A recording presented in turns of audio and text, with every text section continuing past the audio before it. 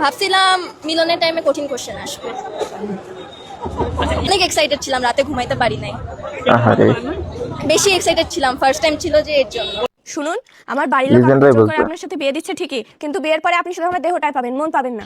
মন নিয়ে কেউ বাল তোর দেহ পেলেও রয়েছে। তোমার কথায় তো আমি বাড়ি থেকে পালিয়ে আসলাম, কিন্তু তুমি আমাকে ঠিকঠাক রাখতে পারবে তো? তুমি এইসব নিয়ে কেন চিন্তা করো? আমি তোমাকে ঠিক রাখার ব্যবস্থা করে ফেলবো। আর এটুকু ক্ষমতা আমার আছে যে তোমাকে দুবেলা দুটো রুটি আমি খাওয়াতে পারবো। দুটো রুটি? আমি তো 9টা রুটি খাই।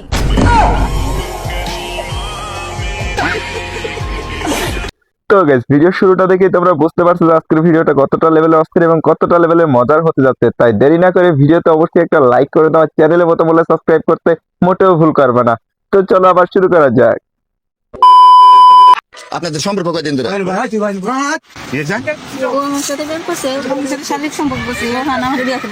কতদিন ধরে তোমার সম্পর্ক? 3 বছর ধরে। তাতে তোমরা 3 বছরের মধ্যে কতদিন শারীরিক সম্পর্ক করছো? অনেকদিন বলো। আজকে করছো? আজকে কয়বার করছো? তোমার বিয়ে করো না কে?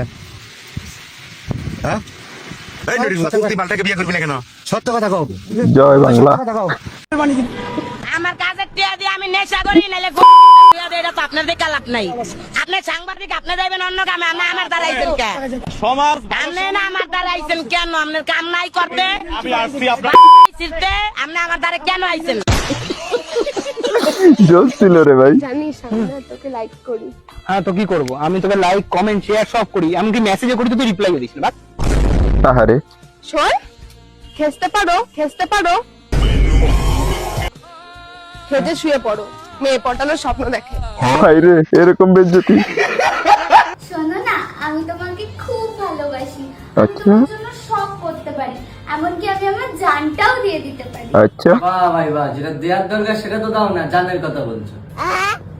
বুদ্ধিমানরাই বুঝবে। Ready ready roll camera camera action. Cut cut. আরে ভাই কাট কাট কাট। কই গেল ওরে ভাই?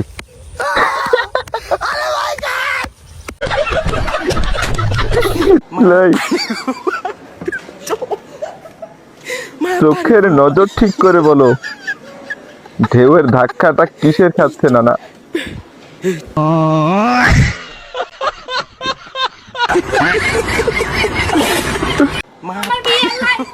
ওরে আরে, এমন একটা রোমান্টিক মুহূর্তটাকে এভাবে জুম করে কেউ দেখায়?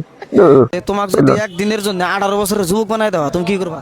বিয়ে করব। বিয়ে করবা? যুবক হলে বিয়ে করব না। কিছু বলার নাই। না বউ আছে? আচ্ছা আছে। বউ থাকতে আবার বিয়ে করবা? হ্যাঁ। বান্দর। আর মোট কথা, তুমি যদি 18 বছরের যুবক হয়, তোমার চোর সামনে কি ছেড়ে মাসে যাবার দিবা না? গেলি আর না মনটা নরম হয়। 5 ধরবা, 5 ধরবা। 5 ধর। এই এর কি শাস্তি? শরম পাইছে, শুকাইতেছে।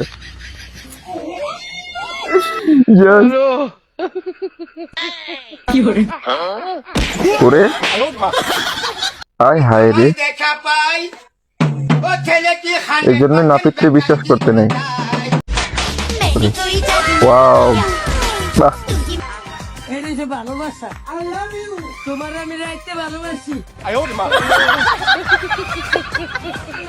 পানি জত খাইছে রে।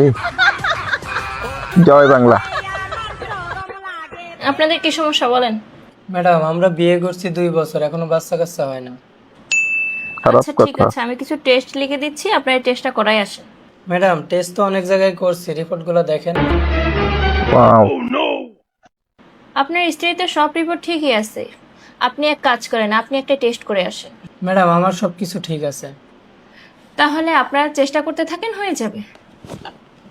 ম্যাডাম, আপনার কিছু পড়ে গেছে। ডাক্তার ম্যাডাম, উনি ভুল রাস্তায় গাড়ি চালায়। ও আল্লাহ কি লেভেল কা বান্দা। ওরে ভাই, আপনার নাম কি পল্লবী চক্রবর্তী?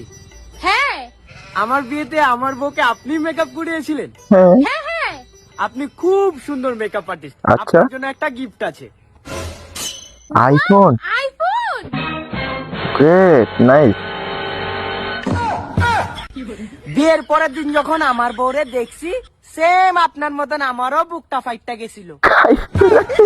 প্রতিশোধ।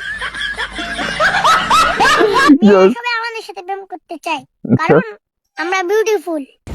Wow. এরা সবাই টুনটুনি থাক দাও, টুনটুনি থাক দাও। পয়সা থেকে লাভ নাই।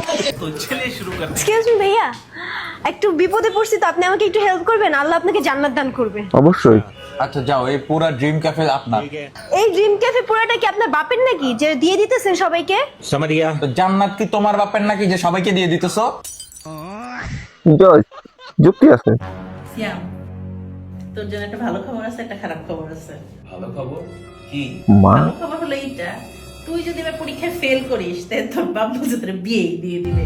বাহ সুন্দর, ছেলে তো খুশি, বিয়ে করবে, ফেল হোক। আচ্ছা, আর খারাপ খবর? তুই তো পাস করছিস। এটা হয় না, আমি বিশ্বাস করি না। ওহো তেল নাই, গাড়ির হয়েছে মেলা। ওহো। আস্তে আস্তে দেখবেন সবাই উন্নয়নের খেলা। 1 লিটার তেলের দামে বানানো যাবে দালান। উচিত কথা বললে আবার আমায় করবে চালান।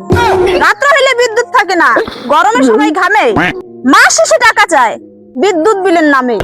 উচিত কথা বললে পরে আমি হব দোষী, উন্নয়নের বাতাস পেয়ে বাঙালিরা সব খুশি। রিঙ্কু হালদারের গর্জন, পৃষ্ঠা নাম্বার 13।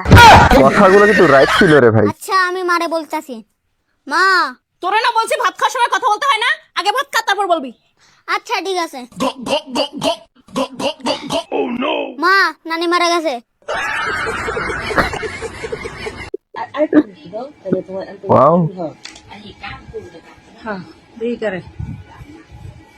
ভয় পেও না, আমরা আছি। আহা, নতুন বউ। মাশাআল্লাহ ওয়াও, মাশাআল্লাহ, বউ গুণবতী আছে দেখছেন? মাশাআল্লাহ, তালি তালি তালি তালি তালি। আপনারাও দেন।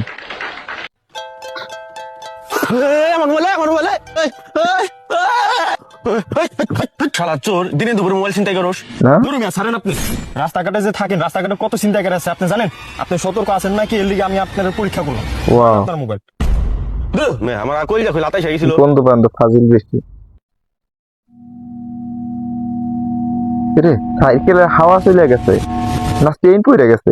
তিয়ার কত সর্বনাশ করতে মারো, কত সর্বনাশ করবে আজকে। পাবলিক ব্যবসা লস, পাবলিক আজকে ব্যবসা লস। হুজুর কি করে ফালাই কামটা করলো। যাই হোক, কর্ম চালাইয়া যাইতেছে।